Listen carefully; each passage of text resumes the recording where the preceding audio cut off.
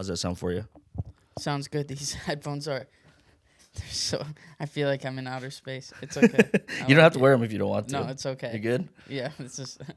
All right, for sure. Hold on. Yeah. Let me. Actually, no, I'm good. But yeah, dude, the suburbs of Detroit. Hell yeah! What made you come out to LA?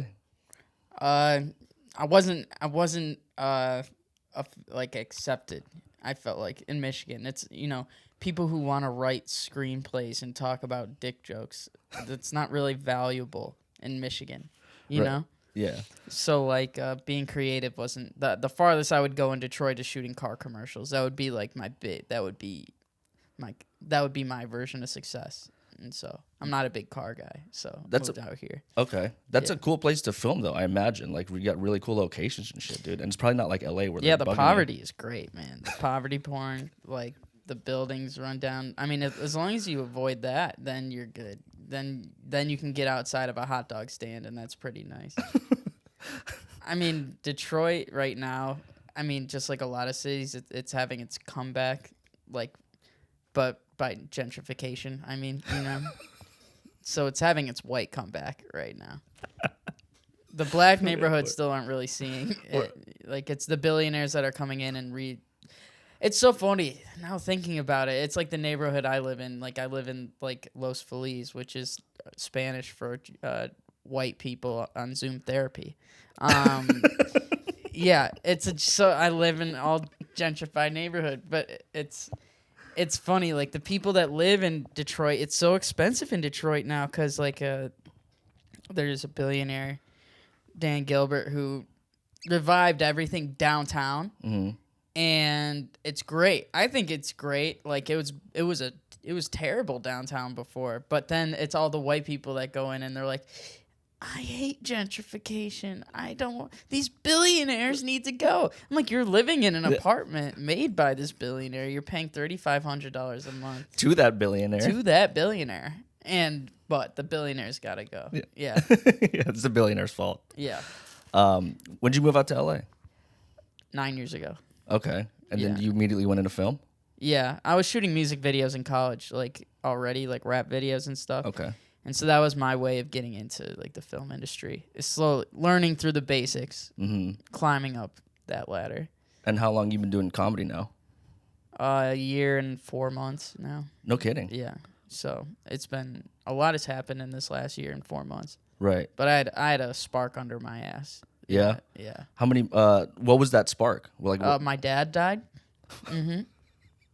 You just have to ask all the hardest hitting questions. God damn it. I told you we can talk about anything except my dad. What the fuck is wrong with you, man?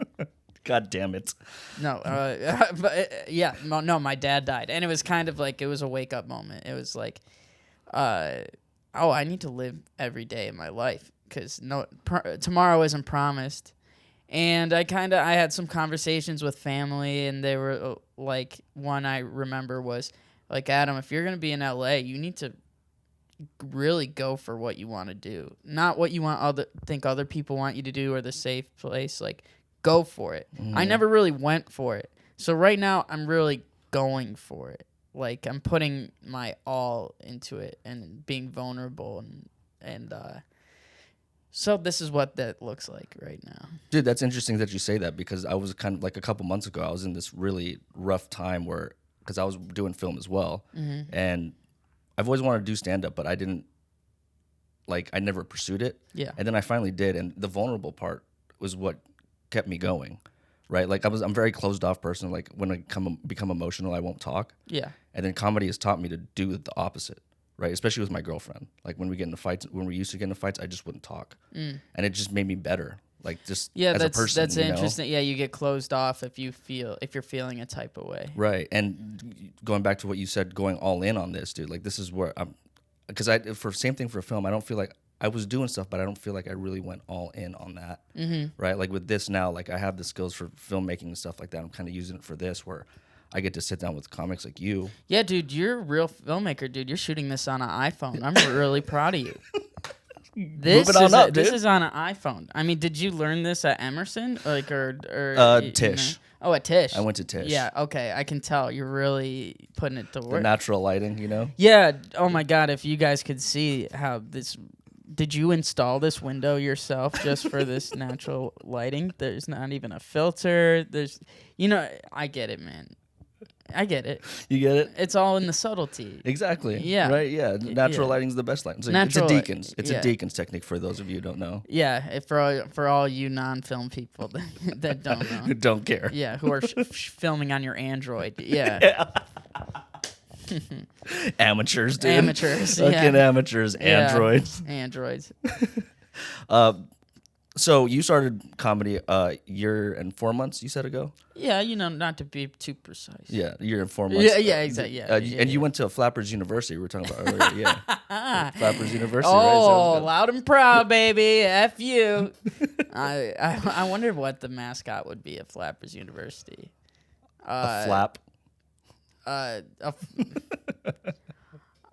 It's you do 2-minute auditions at Flappers. God, what?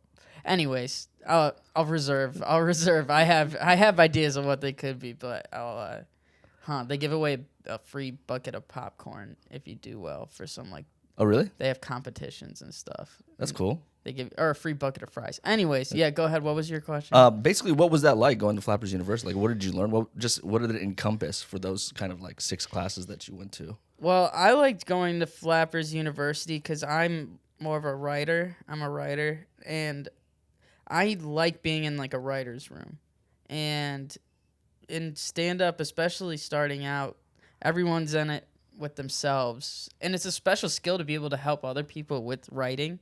I have a hard time finding a group of people that are very collaborative with the writing process and can actually work with other people's voices. So at Flappers University, you're in a room full of people you're just working on your jokes. It's 3 hours. Oh wow, a okay. week. And talking about comedy. I just love talking about comedy and writing it. So it's So Flappers literally, University, that's what you do. you would just build jokes with other peers and stuff like that. Then Yeah, I mean mostly whoever the teacher was, and then get opinions from the peers and everything. But it was a clown school pretty much. You had people from all different walks of life in those classes, and so I just kept signing up for them. I did 6 of them because I'm I like writing. I like other people's opinions. It's that's why we do the writers' room mics at the fourth wall. Me and Joe started that up, and have you done those writer? I have, room? yeah. Yeah, because it's God, let's all help each other, right, and give feedback rather than performing to an empty room of nothingness where no one's even listening. No one's even listening. At least with the writers' room, people are there, or the people that go are willing to help out. Are willing and engaging. Right. Yeah. So that was you then, you and Joe. Me and Joe. That's awesome. Well, how long ago was that when you started that? I mean, 5 months ago, maybe. Oh, okay. So it's recent then. Yeah. That's. And so so I really enjoy the writing process with that. So FU, Flappers University, that's where that came from. I haven't gone since because actually, one of the teachers, this guy, Paul Moomgene, he said, you guys shouldn't be in these classes after a year. You should, because Flappers can be really a comfortable place. Because it's, for comedy, I like being there. It is comfortable. Yeah. Compared to other open mics, which are dungeons and darkness. Yeah. And no life in it, no soul. No soul, and just men that don't fuck women. It's scary, man. It's like prison. Yeah, it gets crazy, dude. Open mics can be like prison. My first mic out here was at the Fourth Wall NoHo. And yeah. See, that's one of the ones. Bro, I didn't get anything, man. And not that I do now, but it was just Jesus, for the first one out here, that was wild. Also, because you're the new guy, it's typically more experienced comics. And very true. For better or for worse, those comics have been in the mic game for a long time. I see. So newcomers come in and they don't want to give them shit. Yeah. I went to the Fourth Wall NoHo. My first 2 times, I hated it. I swore it off completely. Yeah. But then I'm at Fourth Wall Cafe all the time. Yeah. And the energy, I like the energy there more. And then when I go to Fourth Wall NoHo now, I know people there. Right, exactly. So it's warmer now. Yeah, that's what happened to me. It took a couple weeks for people to open up, but as soon as they did, it was cool. Yeah. I like it there. Yeah. I like what Joe does. Oh, Joe is amazing. I'm so thankful for Joe. And what he runs at Fourth Wall. It is one of the only main like staples of the LA open mic community. Like, I think like down the road, like years from now, people will be, always talking about like fourth wall. That's what a lot of comedians say. Yeah. Honestly, who have been in the game and stuff like that. Like, this is like fourth wall is like a great place to just kind of work shit out and grow as a comedian. Yeah, I mean, Joe's also, in my opinion, the best host in LA. Like, he laughs, he finds things genuinely funny. Very true. His energy's there. Whenever he's not at those mics, I'm like, oh, this is just another standard shitty open mic. Right, dude? Especially the NoHo one. That's when. Yeah. Yeah. Like, Joe needs to be there. At all My times. $5 is going to Joe. Yeah. It's not, for other people. Yeah. And he works so hard. So hard. He's there all the time. But when he's not there, he's still there because he's still getting emails and shit like that. Yeah, dude. exactly. Yeah. What's your writing process like, dude? Like, you're a huge writer, you said. What is that like for you? Like, how and to even like narrow it down, how long does it take for you to come up with like a solid joke?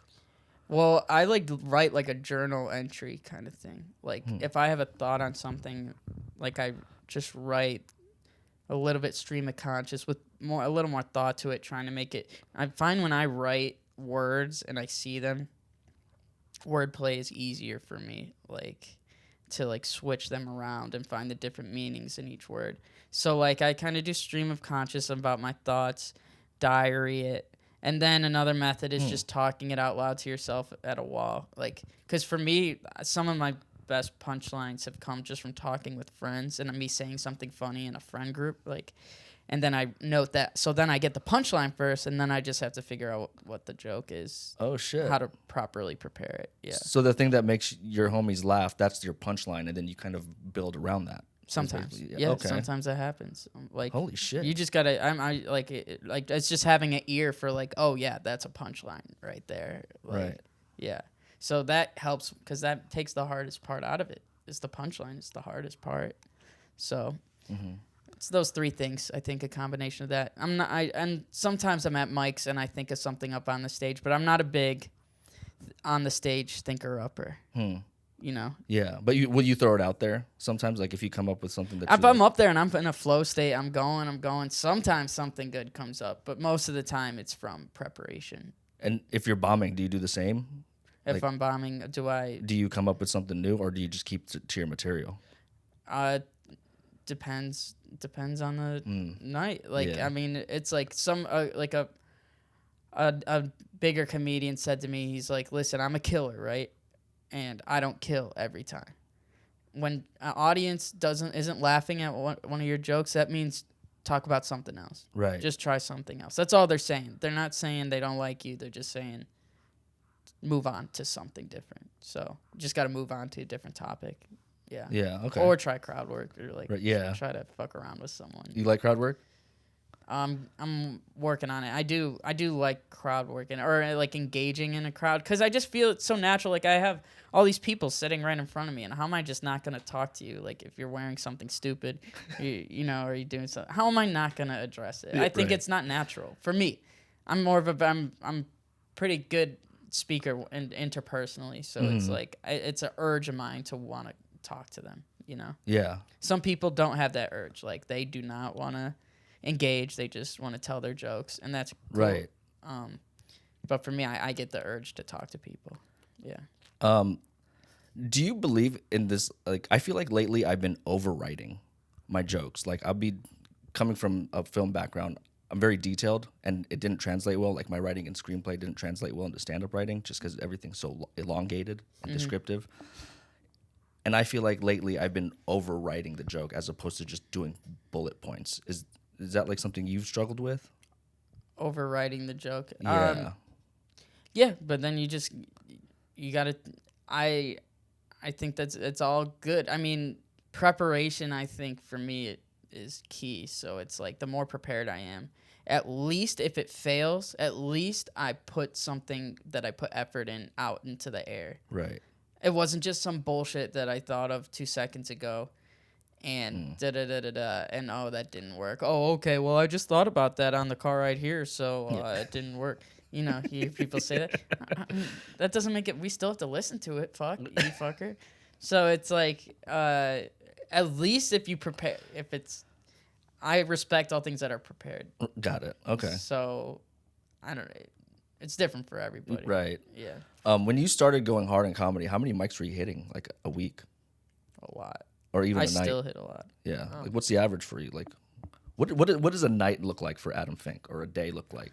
Okay, I wake up in the morning, I fuck 2 bitches, and in the most respectful way, I have sex 2 times with 2 different women. One before breakfast, one after breakfast. Secondsies. Yeah, and then after all the sex I have in the afternoon, I mean, now I have shows, so it's like, let's say 3 mics a night, and then hang out at the Comedy Store or something like that. Every night? Almost every night. Where do you like to go? There's Badger and Jam. There's Hollywood Comedy. I go to Fourth Wall Cafe. Yeah, sometimes I hit Third Wheel late at night. Yeah. Recently, but yeah, it's all over. There's no certain plan anymore. Yeah. I mean, I hit 9 mics one day, 9 in a row. What? Yeah. In one day, bro? Yeah, in one day. And it was great. I loved it. Every mic was fun. It was just a 9 and a hitter. Damn. I'm actually trying to get back. I'm trying to up my mic game even more, but because I haven't been writing as much. I've been just performing a lot and getting out there and being seen. Right. Like I was watching a Judd Apatow thing, his latest podcast interview, and he was like, when I was a stand-up, I told myself, 2 things: you need to be funny, and then you need to be seen. And so, like, for me, it's like taking turns. Like, I'm being funny, and then being seen is taking your act out as to many different places as possible and getting seen by as many different eyeballs as possible. Yeah, like, so, you go to Arizona a lot? No, I just went to Tempe. Okay. I featured for Jade Catapretta, and that was great. And that was my first time doing the Tempe Improv there. Oh, wow, okay. Yeah. So it was your first time. Yeah, and so Congrats. I've gotten to go out on the road. Like, this summer has been a great summer for, like, actually doing real comedy, like, on the road, instead of just mics and little shows here in LA. How has social media helped you in that aspect? Because I got in a conversation with a couple comedians yesterday about comedians who use social media and who don't. Has social media kind of helped you gain a following? Or at least been able to give you the opportunity to do what you do? Like, I think it legitimizes me. I think for any comic, it gives them a green pass to help you out. I think, and to any outside person, it says, oh, this person has. Right now I have 10,000 followers on Instagram, and depending on who you're talking to, it's either that's a lot or that's a tiny bit amount. That's true. My friends, the people that I'm around in LA, it's a tiny bit. 10,000 is nothing. That's true. But to the open mic scene, 10,000, man, holy shit, dude. You're really, doing good. You know? I mean, so I think with just even having that amount of followers, it brings a legitimacy to someone who's a fan, not a fan, but like someone new who discovers your name. You're like, oh, and then you look at them on Instagram, you're like, 10K, okay, you must be doing something. Right. You must be doing something right. And even one of your videos, your pinned videos, it's got like what, almost 500,000 likes. Yeah. Some crazy shit. That's a good joke, by the way. Oh, thanks. One of the homies liked it from Vegas. One of your homies? Yeah, I just saw his name pop. I looked at that video before he came. Just random? One of the homies just liked it. I was like, what the fuck? Yeah, that was wild. That was awesome. Like, honestly, that is such a fulfilling moment when a video goes viral, but it's a joke. Right. A joke goes viral. Right. Like a stand-up joke. Right. You know what I mean? Hell yeah. And that was my big hitter. That was my closer for a long time. And okay. So like it was very validating because just there's so many people that showed so much love and like random friends like that, like your homie. Yeah. Right. Yeah, I had homies that their brothers, like friend groups, they would post that in their thing, not knowing it was me. They were like, my brother posted it in our group chat. Get the fuck out of here, dude. My bro posted you in our group chat, and I'm like, that's wild, dude. Yeah. So it's like, that's the goal. Yeah. Just making as many people laugh as possible. And it's so, I think it's helped in ways that I don't even know. Like no one ever comes up and says like, dude, you know, your Instagram is, you know, I like you because of your Instagram.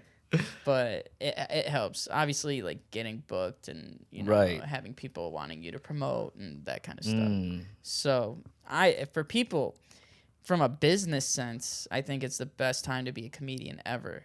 Like bars none, because you control your destiny. And Instagram, TikTok, YouTube, it's all our own destiny. Right. So for me, I'm like, if you don't want to use social media, you can be poor. If you want to be poor, you can be poor. We're just going that way as a society, dude, as a world. You know what I mean? Just the digital world. Yeah. Like, and people are so like hesitant about that, and I was just like, dude, just embrace this shit, dude. Because this is our future. Stop fighting. Yeah, you gotta stop fighting money, man. You gotta stop fighting it. And honestly, I've had to turn that because I was like that. I was always behind the camera. Me too, dude. And I'm like, I'm not gonna do it. But it's like, hey, man, knock knock. And honestly, people like you are like with our minds, like that are anti it, that were anti it. It's more refreshing for other people to watch because they're like, okay. True. This guy's not the typical. Look at me. I love to do. You know, welcome to my life. Vlogging and shit. Yeah. It's nice to watch like more normal kind of people that aren't actually like naturals at like the lights and action. Yeah. You know. Yeah, and just pumping out content. Yeah. Shit. Yeah. Right. That's what I believe. Like I'm like, okay, if I were to watch someone, I would want to watch someone like me, like you know. And so it's just pushing me to be way more open, way more vulnerable, and just be like as funny as I can be for people. You know? 100%. And I haven't even started posting enough. No, yet. Because I've seen you a couple times, and I haven't seen you at a show, but the shit you say is fucking hilarious to me, dude. Oh, thanks. It's awesome. Yeah, Seriously, and you've seen my penis. Yeah. So, yeah. Make you anything to get a laugh, man. How's your penis? It's all right. All right. You know? Yeah, it's all right. Works. It works. Yeah. You know, it's your typical average Asian penis. The average Nothing Asian. special. What's your brand of Asian? Filipino. Yeah, Filipino. I'm Filipino. Yeah. Yeah, that's a great brand. Man. Our average is a little higher than the Asian. Yeah, average, you guys are the blacks of the Asians. Yeah. That's what people tell us. Yeah, and I can see it. Can you? You just got a little half inch on the rest of them. Yeah, exactly. Yeah. Just half. Well, like a quarter inch. Oh, quarter. If we're being really specific here. Really? Yeah, a quarter. A quarter's not bad. It's not bad. 0.25. That's a lot. Yeah. In some cultures, that's a lot. In game time, in overtime, that shit matters. When the pressure's on. Game of seconds, dude, or just inches. Yeah, game of inches. Game of inches, dude. Yeah. Have you been at ease with your penis your whole life?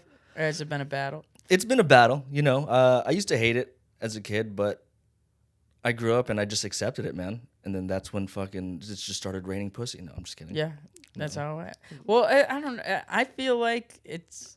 How old are you? I'm 34. Okay. Wow. Yeah. You look young.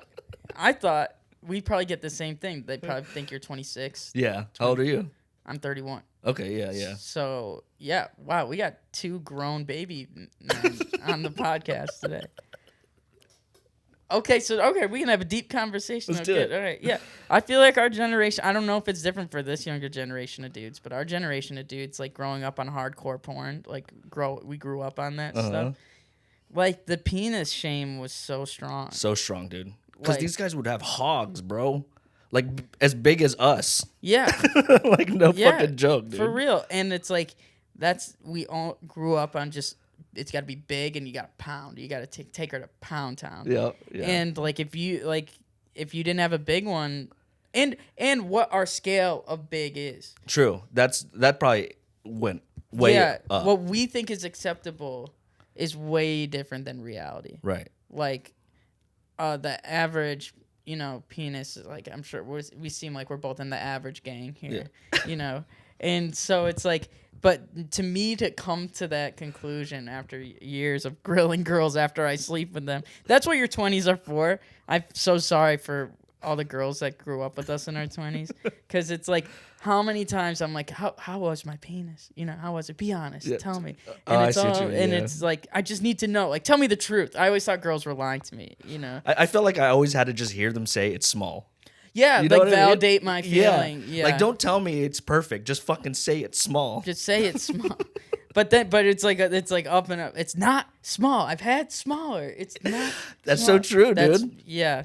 That's so true. So now it's like if I was to tell my younger self anything, it's like the less girls for the or I think the average. I mean, there's size queens out there for sure, but like the average girl like, does not care. No, not at all. Yeah. I don't think so. In my experience. Right. Like they like you, they'll make it work. Yeah, but then again, no girl who's like black guys ever wanted approached me. So it's like no girl, no girl who liked black guys that I knew of. Yeah. Ever approached me that I know. You gotta tell them you're the black black Asian. Yeah, I'm the black Asian dude. Yeah. On set one time, I got asked if I was a city Asian or a jungle Asian. I've heard of those terms. It's wild, dude. I didn't even hear that before up until I came out really? here. You haven't heard of like a jungle Asian? No. And then she explained it to me. I was like, oh, that makes sense. Jungle Asian, obviously. Yeah. Was it a white girl that said it? No, it was a Korean chick. Okay, Korean chick. Korean chick. Yeah. Yeah. You're the jungle. Yeah. Yeah. I'm a Jew. What kind of Jew am I? I'm just the non-spicy Jew because there's like Israelis and Israeli Jews are the sexiest. They're the black Jews. Are they? No. Well, they don't grow up around hip hop because American Jews, like we all like love the culture Of hip hop? basketball, hip hop. Yeah? Like That's true, actually, yeah. there's so many of us. That's so true, especially like the New York cats, New York Jews. They love it. Love like Rikers and Rutgers Park and shit like that, right? Yeah. Yeah, so I don't know. Well, culturally, we lean more that way. But Israelis, they got the big hogs and they got 6-packs and they're tan. The height. They got some height, and the confidence. So they live more the life. We emulate it. the pale Jews out here. That is too funny. But yeah, man, my penis battle. It's been a battle. It's been a battle, dude. But my girl makes me feel comfortable about it, and she's a beautiful girl. She's a beautiful chick. Yeah, she's really pretty. I saw her. That's right. Yeah, last night. Yeah, and you guys walked by very professional, Yeah. like oh, like a.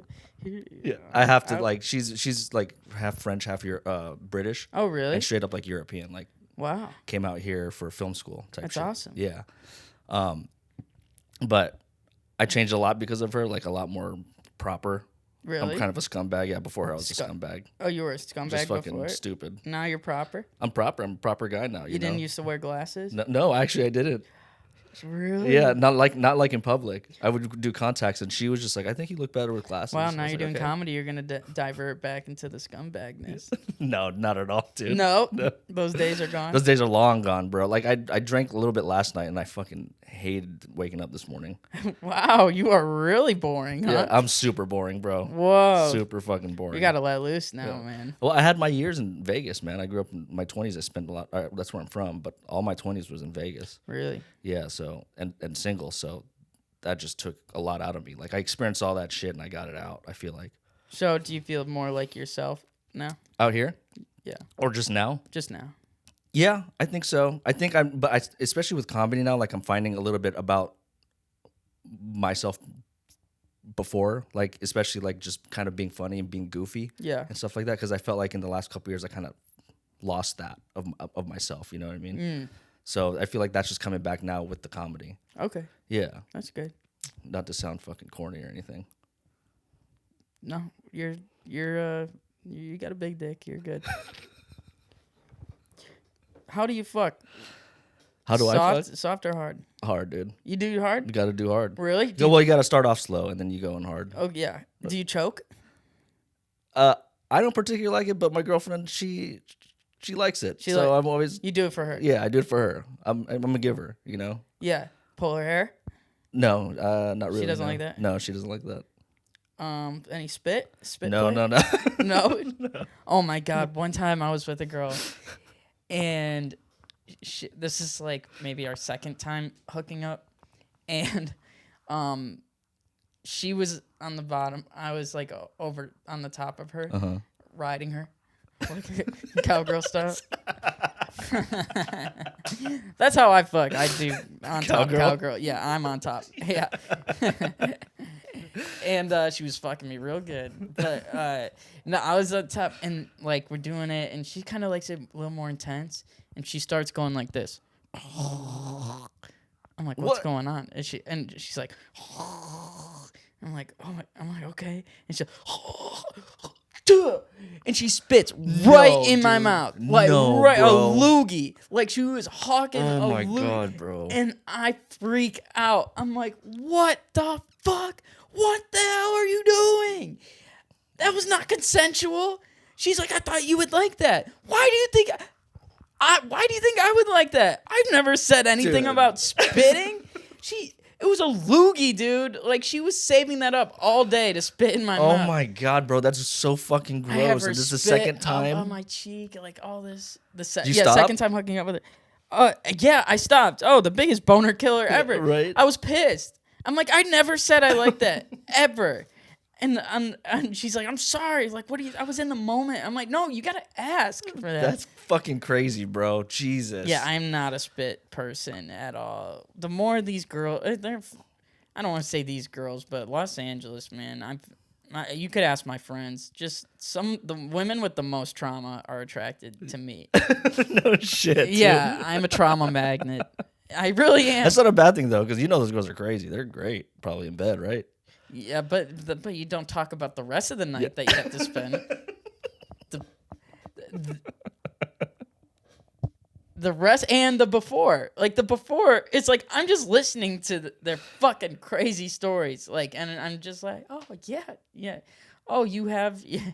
Oh, you're a Wiccan? Yeah. A Wiccan? Yeah. Oh, you practice... Yeah, you have a shrine in your closet? Oh, that's cool. Oh, my God, dude. That's fucking weird. And you devilish shit. Yeah, and I know my friends are like, you gotta stop with the craziness. I'm like, I know, I do. Dude, that's so wild. So I never got into the you do like the dating scene? Yeah, the dating scene, because again, I've been with my girl almost 7 years, so like when I moved out here, I met her, so I never really got into it and shit like that. How is it out here? Oh, it's fucking nuts, man. You kill it out here, dude? Do I kill it? I mean, I pick up roadkill on the side of the road.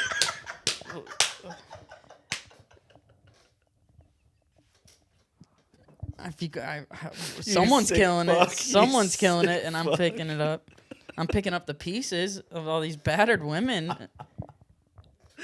That's a good one. Oh man. Yeah, and I'm sorry, and I'm really not trying to be insensitive to all the shit that people have gone through. It's terrible, and it's really sad. Right. And I'm here, and I genuinely care and listen, and that's why a lot of girls with this trauma, like, we get along, because like I'll listen and I care, and I'm sorry that this happened, but it's taking a toll on me, motherfucker.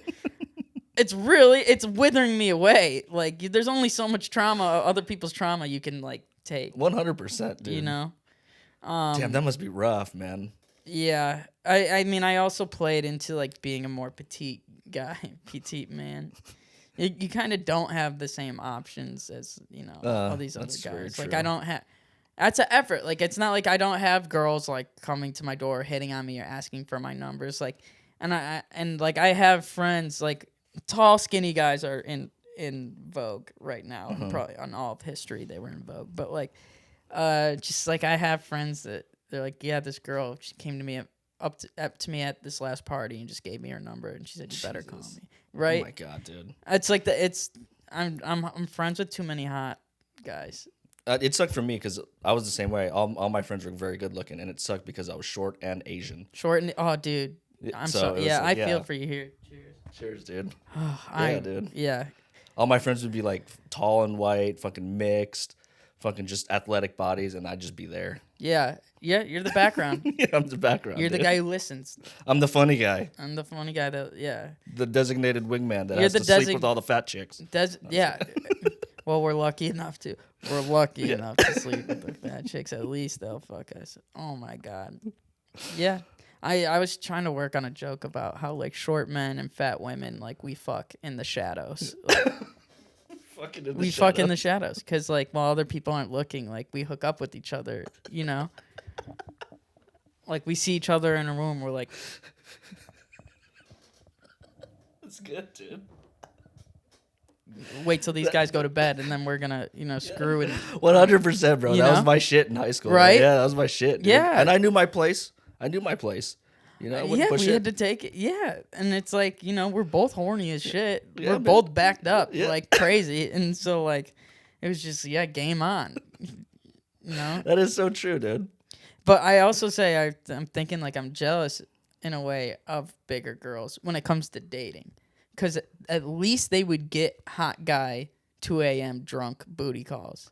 You know what I mean? 100%. Like, That's yeah, true. it's super degrading for That's them. super true. But as a guy, if like Becky called us at 2 a.m. and Bro. she said, "Listen, you short little fuck, I would never fuck you sober, but I'm just too horny right now," and and like you hear about big girls, like guys like sneaking in big girls through the back door, Yep, so dude, no one yeah. sees. If a hot girl, if like Becky called me and she's like, "You're gonna come through the doggy door," I'm like, "Yes, ma'am. Yeah, I will. I will." Hell yeah, dude. Dude, you want me to take a helicopter on top on the roof? However you want me to sneak through. That was the best though. That was such like a fucking confidence booster when a girl would hit you up late at night, dude. That was awesome. Yeah. Few and far between, but that was awesome. Few and dude. far between. Every date I get with the girl, whatever, I consider myself very lucky. Yeah, yeah. I'm still, It weird. Isn't it funny though how like before it used to be embarrassed to bring over a fat chick, but like now it's like fat chicks are cool, but there's some dudes out there gonna like sneak the tranny back in the back door. You know what I mean? Oh, trannies are the new Right, fat yeah, chicks? yeah, right. Oh, see, that's a good bit. Right. Yeah, you should do that. Yeah. Trannies are the new fat chicks. Yeah, right. Yeah. Okay. But I mean, trannies are becoming pretty cool. And even though saying tranny, we're problematic. Yeah, that's true. Trans women. Trans women. Trans women. Yeah, but now trans women are coming cool to fuck. You know what I mean? That's right, dude. Yeah, especially in Hollywood. A lot of guys are really like talking about it now, like at these open mics. Like they're Yeah, it's fuck doing banging it. trans Yeah, women. man. I mean, they've been doing it since the dawn of time. So at least it's that's wild. So, yeah, I appreciate all the big women out there. Yeah. Yeah. Hell yeah. But you know Got what's to. funny? I just saw the Barbie movie, Mhm. and I fell asleep during it for like 5 minutes, No like shit. 5-10 minutes. Is that boring? I like the message. The message is great. It's what you expect. Female power, Right. all that. Yeah. And and I want the matriarchy to happen. And that movie was a lot about like matriarchy versus patriarchy. Right. And I'm totally down for how dumb and stupid guys are and how we have ruined the world. Like, I'm on that page. I just thought the movie was a little boring. I didn't think it was like really clever in the way that they went about it. But man, I went up and I said that last night at a show. Like, No kidding, dude. You got fucking. oh, they hated me. I said I fell asleep during Barbie, and have you seen it yet? No. Oh, okay. Then they hated it. They just were like, "Fuck you! How could you say that?" No kidding, man. Yeah, but I'm like, you guys are brainwashed. How is comedy different in other places you've been to outside of LA? Oh, well, it's like working people. It's like, I don't know. The ideology here is really strong. Like in the neighborhood I live in too, it's ultra gentrified. Yeah. So it's like if you don't think a certain way, or you come off as a little insensitive, or like you're just another typical guy, then you can be chastised. Like they did not like me last night, and but it's like without even giving me really a chance to like explain it. How do you bounce back from that? I mean, you just gotta trust yourself. Like I just kept on going with my jokes and got through it, and but that I think as a beginning comedian, it's hard to realize that not every crowd is your crowd. So like the end goal is to be a big famous comedian, and you have people buying tickets to fill in comedy clubs and theaters to come and see you, right? And these people are your people. They're your fans. They like how you think. They want to hear what your new thoughts are, what you got cooking up. As us in this game of beginners, we have to do all these shows that we have no control over who's in the audience. I did a show like 4 months ago to like 60-year-old Vietnamese women and married couples. What? Yeah, like Where? in Huntington Beach, and What yeah, the that's fuck? very heavy religious Vietnamese. No kidding, man. Yeah, and that was a doozy. I can imagine, dude. Right. Nothing like Not a lot for us to connect Yeah. on. Yeah, and yesterday, like the crowd was very Gen Z, but not in. It's of course like I don't want to just label them Gen Z, but it wasn't. I wouldn't call it like they weren't in it for like they didn't want any hard hitting comedy. They kind of liked.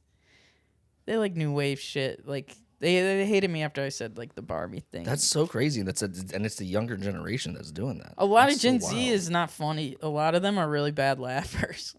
But like not all of them. I've had great Gen Z crowds that were really fun too. But it's a lot of them have a stick up their ass. No kidding. Is it just out here, like the Gen Z out here, or is it still everywhere you go? I haven't performed in front of Gen Z in other states yet. Okay. But I mean California, it's like the 23 to 25-year-old, they can be really sensitive, and that's fine. It's just who So they are. crazy, dude. Yeah. But outside of LA, it's just more normal working class people that just want to laugh. They pay a ticket and say, "Entertain me, monkey," and I'm like, and then I say, "Yes, thank you," because LA, there's so many shows out here, and there's so many people who don't even want to be there. They're like, "I'm here just to support a friend, Right. achieve his dreams, but probably gonna fail," and like, it's not real crowds out here for the most part. Yeah, it's like I'd say it's like 80% of a reaction of what you would get in a normal city. Is that a good thing or a bad thing, do you think? It's mixed. It's in the way of like, I mean, if you can make it out here, man, holy shit. I think chances. Well, honestly, yes.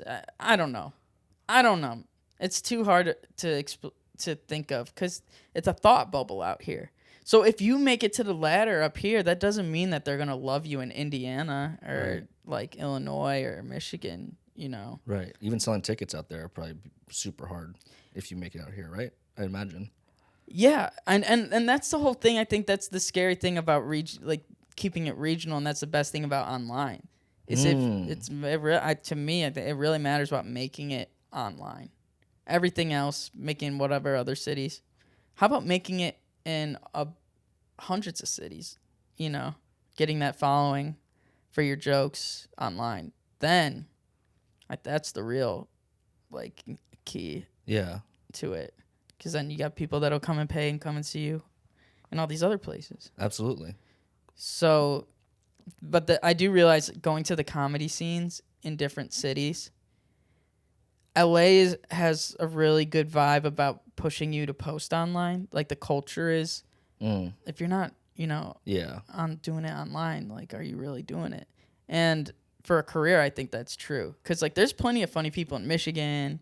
In Florida, I visited a few scenes out there, but they're not really like posting online. Really? Like yeah, it's not.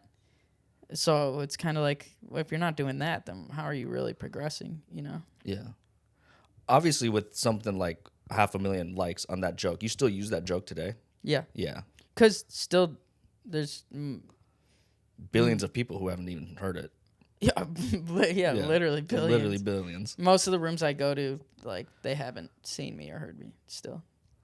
Like, that's just how it is. Like, yeah, because there's 350 million people in America, has 7 million views. So I guess 7 out of 350 so people, and just in America, and this is what was broadcasted to the world. Right. So 7 out of 350, probably 1 out of 350 in America or less, like, have heard, that joke. So did you gain a lot of followers from that video? yeah, it was like 9,000 followers. So no fucking way. it takes a lot of work though. Look, I went super viral, and 9,000. You kind of think maybe you would get more than just 9,000 followers in that way. I mean, I'm super grateful for that. Right. And I actually wrote that goal out in the beginning of the year. Okay. It's 10,000. Get 10,000 followers on Instagram. No shit. I didn't think I was gonna reach it. I that was like a thing. That was like a high goal I had by the end of the year to get that, and manifested it. And really, it was just you recording yourself at the shows, right? Like that was kind of like Yeah, I always record myself. Okay. I have my own camera stuff. Okay. You know, my own, iPhone. Yeah, iPhone. Yeah. And tripod. And natural lighting. Yeah. And but that clip, I put minimal effort into the editing of it. Yeah, dude, it was so short. So short, and just no zoom ins or zoom outs. Right. Just a pure joke. I'm like, I'm just putting it fucking out there. Put it out there. It got a lot of Instagram only pushed it out to my friends. It didn't do it to the public. Like the algorithm does that sometimes. It just doesn't push it. And so I waited like 3 weeks. I'm like, I know this is a viral joke. I thought in my head, I'm like, this is a 1.2 million view joke. Like I know it. And so I paid $50 to advertise it, and I pushed it out to certain whatever cities I thought it would do well in. Oh, so you get to pick your own cities where you want to. Okay. Yeah, you can customize. Shit. Yeah. So I put $50 in for 6 days of advertising. At the end of the 6th day, it was doing well. 7th day, started blowing up. No shit. Yeah. And then it was like just a crazy week. It was like 1 million views a day.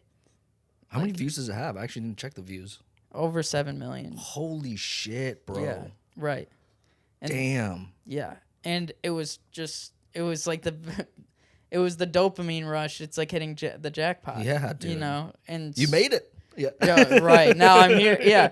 Now I'm in Van Nuys. Yeah, Van Nuys doing a fucking podcast. No, yeah, right.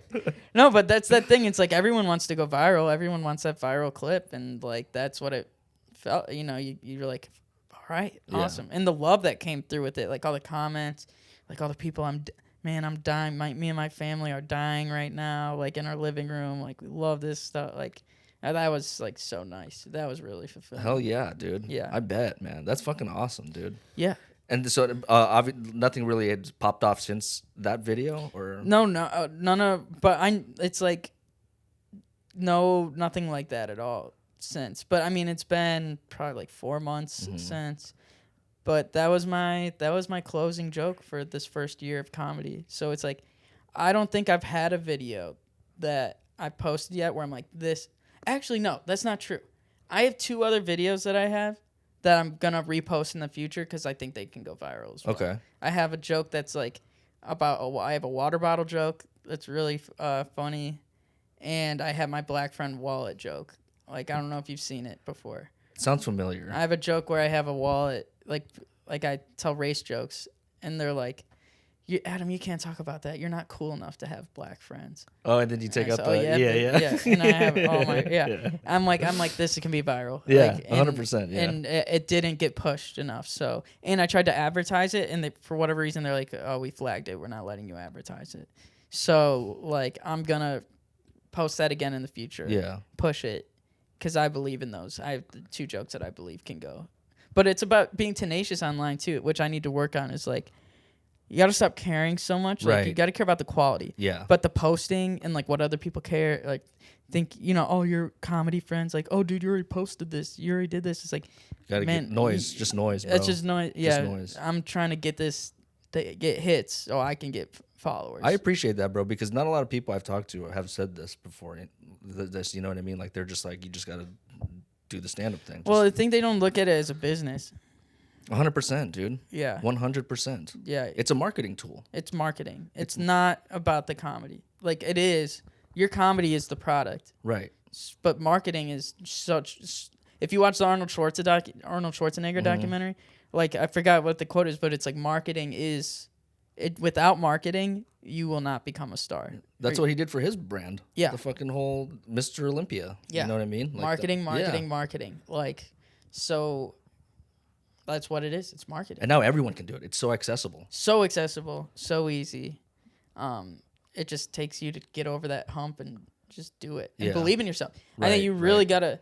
I mean, there's so many narcissists out there that pump bullshit. But, like, if you can actually get over the hump and believe in your product, like, then the world is your oyster. If you just become tenacious about it.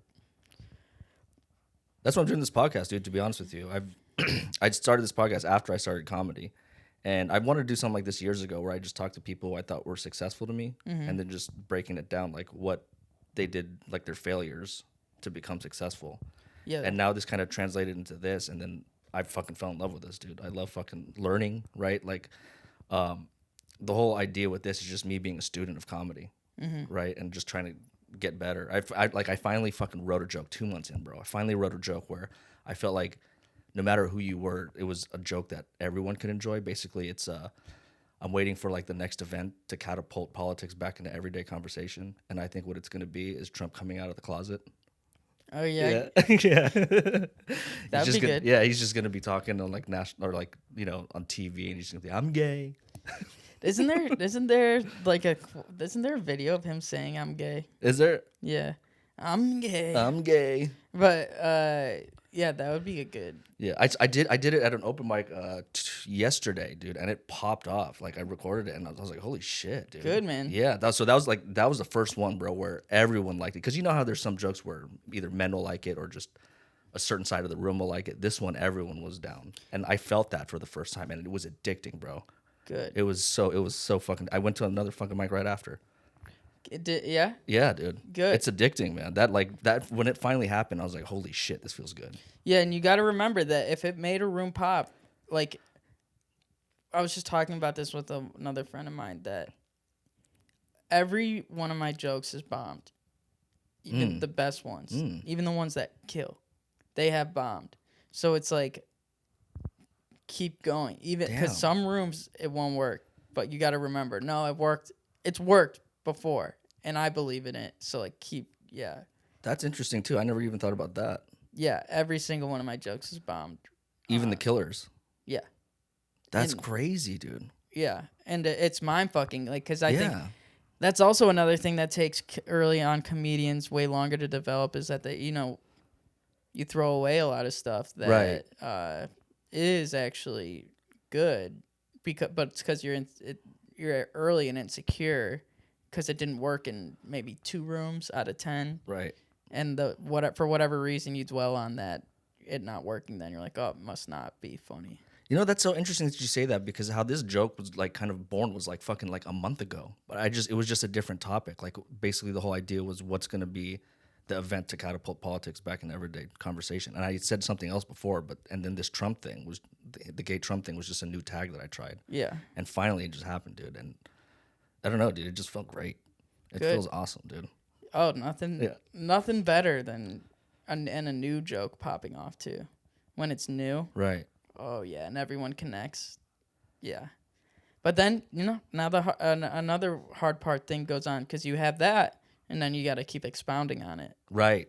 Yeah. Exactly. Mm-hmm. Exactly, and it's like you got to make it funnier. The next tag funnier than the last, almost, right? Yeah, or you save that ending, save that for the end, and do a build up to it. But yeah, that's another thing. It's like I used to. Now I'm still working on. Like I could write a bunch of 1-2 punch, like dun dun dun, and it lasts like 30 seconds. Right. Now it's like, okay, how do I make this last 2 minutes, 3 minutes, a minute and a half? Have you done that too, where you had jokes that hit, like were short jokes that you ended up expanding on? Yeah. And now it just kills. Yeah, that's pretty much how most of my jokes go. Okay. Is it starts off of a kernel, and then I expound on it. And now I'm working on story jokes where I'm talking about moments in my life, and I'm just filling in the punchlines as I go. And a lot of it's just how I naturally talk. Like when I naturally talk, I didn't realize this, but I talk in like joke form with my buddies. Like I'm always trying to make whoever I'm talking to, I'm always trying to make laugh if 100%. It's not a serious like conversation. Right. So it's like I'm just always trying to hit punchlines. So yeah. Okay. Just being myself, Mm-hmm. What would be, like I said, I'm only 2.5 months in. What would be some advice that you would have given yourself 2.5 months in, but you had that mindset of I'm going to go all in and I'm going to do this? What would be the advice? It would be it's good. Keeping that tunnel vision is good. Also, I would say trust yourself. I think so many people circle around after years and years and years of trying to be something else and trying to please everybody. You don't have to please everybody. Like, please yourself. Just do what you think is funny and trust it. And then people will trust you on stage. If you trust yourself, people will trust you. I went to an Elton John concert a year and a half ago, and I realized why everyone loves Elton John is because like his art and his self when he was on stage, he was just it was just purely being himself. It was like he was in a room alone without the 20,000 people watching him. And it's like, oh, he's so free. Like he's doing this as a free man on stage. Like no bar, nothing was holding him back. And people are drawn to that. Like cuz no one else in their day-to-day life actually says what they want to say or actually is who they want to be. Very true. We're all trying to please society and everyone else in our life. Very so true. Be that person that's free, and they'll like once you lock in with your genuine self up there, which I'm still working on doing. I'm still not there yet. Like that's when the magic really happens. That's my advice. So just trust yourself. All right, dude. I fucking love it. We'll end it and there. And penis implants. You need the penis implants. That's a must. Yeah, because once you talk about your dick on stage all the time, you need to back it up with a little horsepower. Yeah. And that's what the pills are called, horsepower. Are they? Yeah. You have a clever way of telling dick jokes, though, just based on your Instagram that I've seen. It doesn't work for me. Yeah, I got a knack for it. Yeah, I don't know. It doesn't work for me, bro. I can't do it. It just becomes embarrassing. Yeah. I think that's a challenge. I think you need a clever dick joke. Okay. Yeah. Okay. You're the black Asian. There's something here already. Like black Asian. Black Asian. Yeah. I'm they say I'm the black Asian. I'm packing heat. I'm packing heat. I tried working on this earlier, like when I first started, like how Filipinos are kind of like a lot like black people. Like when the Spanish came in the 1400s, they called us negritos, like we were little black people. Mm-hmm. But obviously they fucked it out of our DNA. And they said they just called you little black people because little dick. Exactly. Yeah. That's what that was. Yeah. That's kind of like how I was going to work it in. But yeah, no, there is something there. I just got to figure it out, dude. Yeah, man, you're black. You're funny. You'll be fine, dude. I love it. Well, I appreciate you coming out here, dude, hanging out and talking, man, and dropping some knowledge, bro. This was awesome. That's all I am, dude. I'm a wealth. I'm an encyclopedia of knowledge, dude. Hell yeah, dude. Tell the people where they can find you on social media. At Adam Fynke, ADAMFYNKE, everywhere. Everywhere. Everywhere. That's everywhere. All right, Adam. Thank you very much, dude. Thanks, appreciate bro. it. Thanks, everyone, for listening. Bye.